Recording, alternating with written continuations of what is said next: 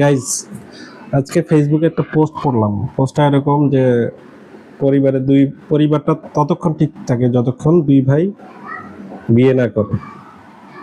So এইটা হচ্ছে সব পরিবারের ক্ষেত্রে এই গল্পটা সেম না। যেমন আমার পরিবারের ক্ষেত্রে আমরা দুই ভাই আছি, আমাদের একটা ছোট্ট বোন আছে।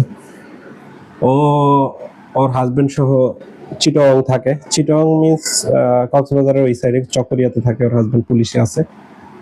তো আমার ভাইয়ের সাথে যে পারিবারিক কোনো বিষয়ে মনোমালিন্য, কথা কাটাকাটি, এই জিনিসটা আজকে পর্যন্ত হয়ে ওঠে নাই।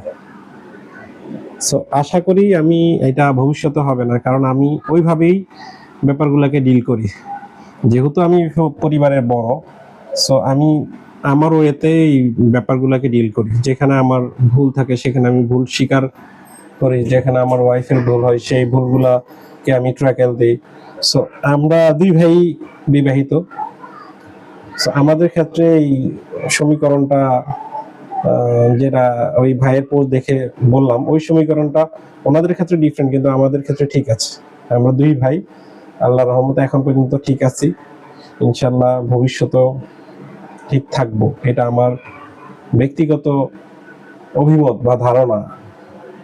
যদি আল্লাহ না চায় যে এরকম কোনো কিছু হইলো, দুই ভাইয়ের মধ্যে একটা অমিল হয়ে গেল, কিন্তু আমার ব্যক্তিগত ইচ্ছা আমাদের দুই ভাইয়ের মিল থাকবে সারা জীবন। আমরা যেভাবে আছি এখন সারা জীবন ওইভাবে থাকবো।